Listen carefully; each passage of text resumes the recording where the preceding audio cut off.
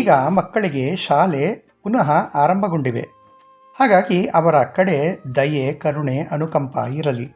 ಅವರಿಗೆ ಶಾಲೆಯ ಸಮಯಕ್ಕೆ ಅನುಗುಣವಾಗಿ ಸ್ಪಂದಿಸಲು ಮತ್ತು ಅವರ ದಿನಚರಿಯನ್ನು ಅದಕ್ಕೆ ಸರಿಯಾಗಿ ಹೊಂದಿಸಿಕೊಳ್ಳಲು ಬೇಕಾಗುವ ಸಮಯವನ್ನು ನೀಡಬೇಕು.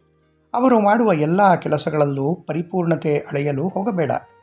ಅವರಿಗೂ ಕೆಳಗೆ ಬೀಳಲು, ಕಲಿಯಲು, ಹಾರಲು ಮತ್ತು ಅವರಷ್ಟಕ್ಕೆ ಕಲಿತು ಜೀವನದಲ್ಲಿ ಮುಂದೆ ಬರಲು ಬಿಡಬೇಕು.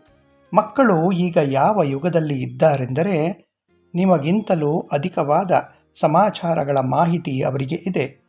ಈ ವಿಷಯವನ್ನು ಸದಾ ನೆನಪಿನಲ್ಲಿ ಇಡಬೇಕು ಮತ್ತು ಅವರೊಂದಿಗಿದ್ದು ಅವರನ್ನು ಸರಿಯಾಗಿ ಅರ್ಥ ಮಾಡಿಕೊಳ್ಳಬೇಕು ಹಾಗೂ ಮಾರ್ಗದರ್ಶನ ನೀಡುತ್ತಿರಬೇಕು. ನಿಮ್ಮ ಕನಸುಗಳನ್ನು ಅವರ ಮೂಲಕ ಸಾಕಾರಗೊಳಿಸಬೇಕು ಎಂಬ ಆಸೆಯನ್ನು ಇಟ್ಟುಕೊಳ್ಳಬಾರದು. ಅವರು ಇಲ್ಲಿಗೆ ಬರುವಾಗಲೇ ತಮ್ಮ ತಮ್ಮ ಜೀವನದ ನೀಲಿ ನಕ್ಷೆಯನ್ನು ಅವರ ಈ ಜೀವನದ ಪಯಣಕ್ಕಾಗಿ ತಂದಿರುತ್ತಾರೆ. ಇವತ್ತು ಒಂದು ಸಣ್ಣ ನಗೆ ಚಟಾಕಿಯೊಂದಿಗೆ ಅಥವಾ ತಮಾಷೆಯೊಂದಿಗೆ ನಿನ್ನ ಮಗುವಿನ ಜೊತೆಗೆ ಸಮಯವನ್ನು ಕಳೆಯಬೇಕು.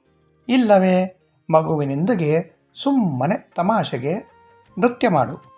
ಈ ರೀತಿ ಮಕ್ಕಳೊಂದಿಗೆ ಒಂದಾಗಿ ನೀನು ಮಗುವಾಗಬಹುದು.